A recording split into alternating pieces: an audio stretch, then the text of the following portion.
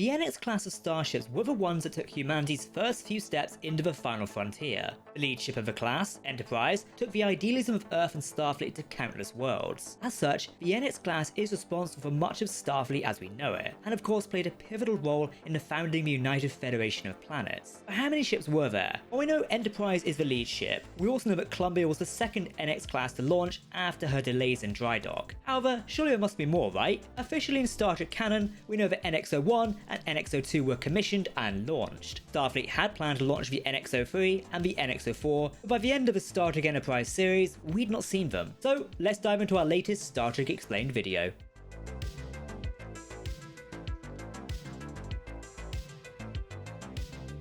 Welcome to Trek Central. I'm your host Captain Jack, and let's get into it. Before we do warp into this video, if you want to keep up to date on all the latest Star Trek news, lore, and more, then make sure to hit that subscribe button to never miss a video from the team here at Trek Central. You can also follow us on social media for daily updates on the Star Trek universe. But quick, we've got a new frontier. If you like these videos, consider hitting that join button down below and supporting Trek Central directly. Becoming a YouTube member means you get early access to these videos because you're a Galaxy class Trekkie. However, you also get to suggest video topics to us directly. Each month, we pick a suggestion from our members and turn it into a full video. Sounds great, right? Make it so and hit that join button today. Okay, engage.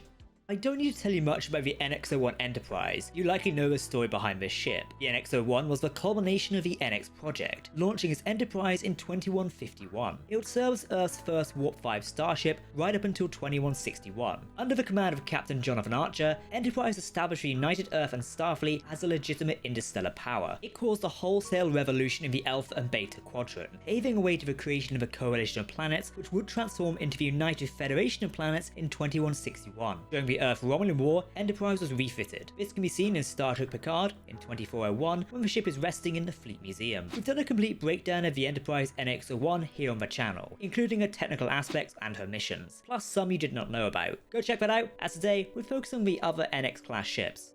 Finally launched in 2154, the NX-02 Columbia was the second NX class to roll off a production line. The second NX would launch with many improvements learned from Enterprise's time in space. She would take part in a few engagements in her first year in space, under the command of Captain Enrique Hernandez. Again, we've done a full breakdown on the NX-02 and the tragic fate of the ship here on the Trek Central channel. Watch that video via the link in the video description if you'd like to know more. Okay, for the rest of the NX-class starships, we actually need to go into the Star Trek Extended Canon, or rather, Beta Canon. This material comes from books, video games, and comics. As such, it is not counted towards the main canon of the Star Trek universe. Just a little disclaimer from us, so you know what we're talking about. The NX-03 was mentioned as being planned in Star Trek Enterprise. However, by the end of the series, it had not yet come to light. Still, Star Trek Expanded Media builds upon this. Technically, there are two NX-03 starships. Let me explain. In the Enterprise novel, Kobayashi Maru, it's mentioned that in 2155, the NX-03 known as Challenger was still under construction. Captain Jonathan Archer contemplated asking Starfleet to rush her into service, so that the ship could take on his less than engaging mission of protecting the Earth Cargo Service trade route. Challenger was eventually launched in August 2155 under the command of Captain Roy Dunsell. The ship would play a role in the Earth-Romulan War, where on the 10th of March 2156, the Challenger would be destroyed in the Battle of Andoria. Captain Dunsell activated the ship's self-destruct and rammed a Romulan warbird. This was done so in a successful effort to prevent the Romulans from attacking Andoria or taking control of Challenger. All hands were lost in this effort. Now, as I mentioned, two NX-03s, you might be wondering about the second. The book, Federation, the first 150 years, gives the NX-03 the name of Excalibur. This book places Captain Brand Stiles in command of the ship. The ship was launched around the same time as the Challenger version and would also take part in the Earth-Romulan War. Here, events differ a bit due to this book. Columbia and Excalibur would take part in the defense of Starbase 1 at Elgeron. On the 18th of May 2156, the Romans would dispatch 5 Tevaro-class warbirds into the system, which marked the first attack of the Earth-Romulan War. Columbia would defend the starbase and would ultimately be destroyed. The Excalibur, on the other hand, had 2 warbirds pursue her out of the system. Captain Stiles took Excalibur into the Gamma Hydra system, where he put First Officer Bryce Schumar into a shuttle pod and hid them in a trail of a comet. The Romans would arrive and destroy Excalibur. Thankfully, Schumar was recovered by Enterprise around 10 days later. However, they would learn that Excalibur and Columbia had been destroyed. If you were to ask me, I would say Challenger makes more sense of a name for this NX-class ship. The fourth NX-class starship to enter service would be the NX-04 named Discovery. The ship would be launched in late August of 2155 under the command of Captain Curtis. The ship would work with Vulcan cruisers on occasion, testing its abilities. Unfortunately, the Discovery met its fate on November 8th. The ship responded to a distress call from Starbase 1, located in the Baranga system. Discovery arrived to find the human and Vulcan bases on the planet had been completely wiped out. While preparing rescue operations to search for survivors, Discovery came under attack from Romulan Nihir attack Raptors, which used old-star nuclear weapons.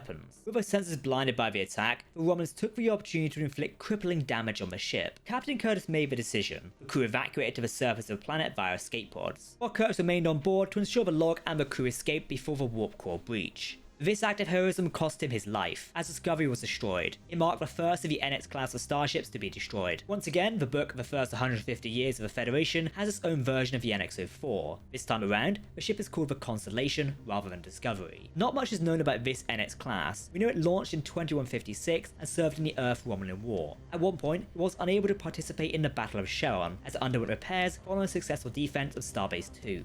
The fifth NX class of starship to be launched would be the NX-05 Atlantis, launched under the command of Captain Weiss in late February 2156. The ship would oversee testing of a new detection system. These detection grids were provided by the Vulcans for Coalition worlds, to deal with the incoming threat of a Romulan star empire. Atlantis would, at some point, accompany the newly refitted Columbia-class SS Enterprise during a multi-day standoff with a squadron of Romulan birds of prey. The Romulans would engage with Starfleet ships, shooting first and hitting Atlantis. Thankfully, Earth forces managed to damage a bird of prey, forcing the others to disperse. Unfortunately, Atlantis would be destroyed on June 2156 over Tal Ceti 4. The Romulans would commence an invasion, forcing Atlantis to defend the location. The ship was lost, but the crew managed to escape via escape pods. Interestingly, the IDW comic book series called Starfleet Academy tells a different story of the NX-05. In this adventure, the ship is called the Slayton, and was launched around the same time as Atlantis. The ship would be under the command of Captain Bran Hendricks. The Slayton would visit the Wagner 219 star system. While investigating, it was engulfed by a temporal anomaly. After nearly 50 days of being trapped inside the anomaly, Chief Engineer Jack Summers mutinied against Captain Hendricks. However, outside of the anomaly, a century had passed, and Starfleet officially placed the entire system under a quarantine, never knowing what happened to the NX-05 Slayton. But that's not the end of this NX-05 version's history. In the Kelvin timeline, which was the Star Trek 2009 movie timeline, a team of Starfleet Academy cadets also became trapped in the same temporal anomaly. On the Slayton, Chief Summers stood down his mutiny. The crew managed to band together and use the remaining resources to escape the anomaly. Upon exiting, the Slayton was greeted by the Armstrong-class USS Wilson, which revealed they had jumped over to the Kelvin timeline.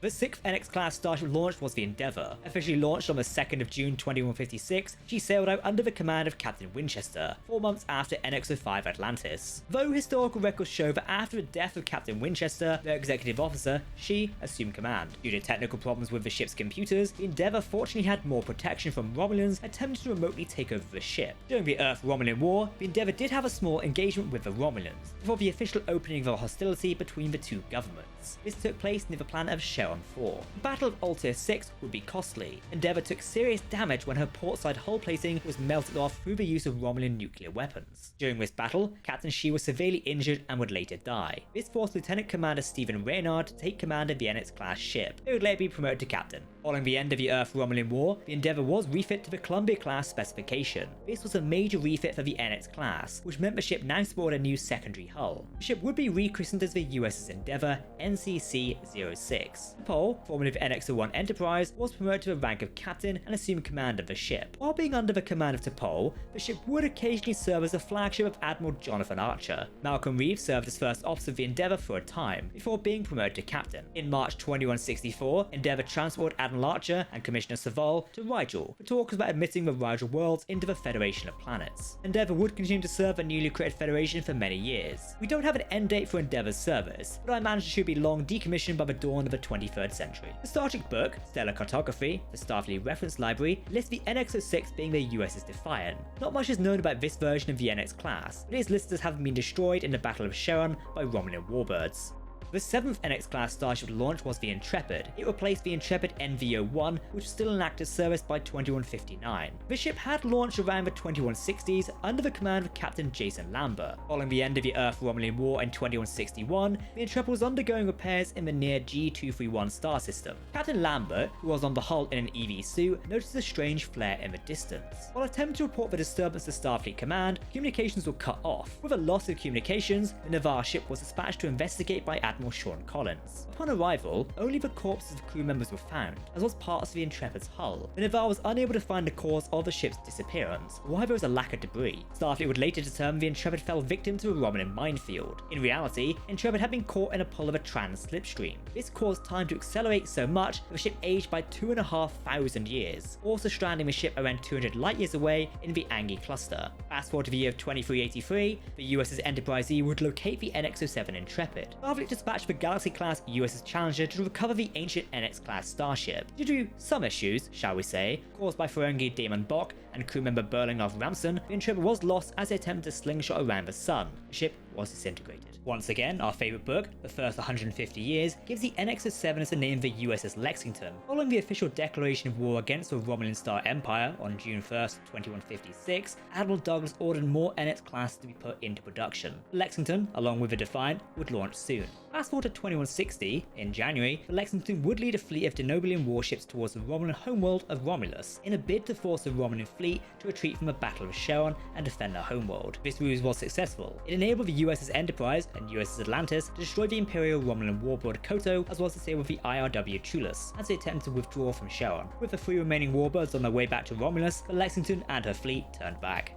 The 9th NX class to be launched was the Avenger. Unfortunately, we do not have an exact date of her launch. We do know she was active early enough to fight in the Earth-Romulan War. In 2161, following the founding of the Federation, Avenger was rechristened as the USS Avenger and given to Captain Shrun, a veteran of Andoria. Interestingly, no NX-08. In the Mirror Universe episodes of Star Trek Enterprise, we see the ISS Avenger. The ship would be destroyed in 2155 by Starfleet rebels, controlling the time-displaced 23rd century USS Defiant.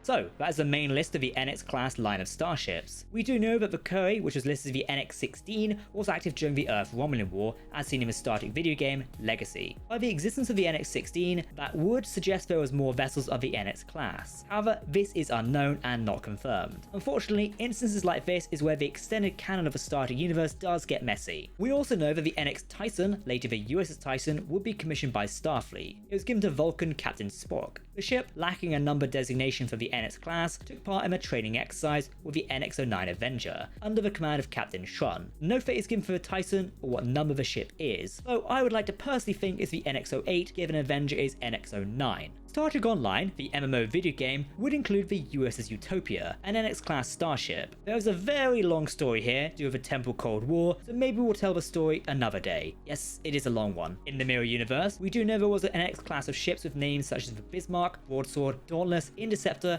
and Khan's Wrath. We could presume some of these ships would perhaps fit between the NX-09 Avenger and the NX-16 Curry. But then again, the Mirror Universe would choose different names from the ones in the Prime timeline, so it's unknown if these would have existed in the main timeline. For example, I find it hard to believe that Starfleet would commission an NX-class ship called Khan's Wrath. It does sound rather evil. Star Trek Beta Canon does make mention of 16 NX-class starships, as with the discovery of the Intrepid, it marks all the ships accounted for. So what's the 8, 10, 11, 12, 13, 14, and 15 might have been called, we don't know. I'll leave a question of you in the comments. What do you think would make a good name for an NX class of starship in the Star Trek universe? Personally, I would love to name one Titan, perhaps another callback to the legendary ships we find in later series like Star Trek Next Generation and Deep Space Nine. So what do you think of the history of the NX class of starships? What I would give to be able to explore more of the Enterprise era in the Star Trek universe? Come on, can someone please make an Earth-Romulan War miniseries or something? That would be good. Who's with me? If you want to keep up to date on all the latest Star Trek news, lore, and more, then make sure to hit that subscribe button to never miss a video from the team here at Trek Central. You can also follow us on social media or join our community Discord server. For now, I've been Jack, thanks for watching, and we'll see you next time. Live long and prosper, my friends. Goodbye.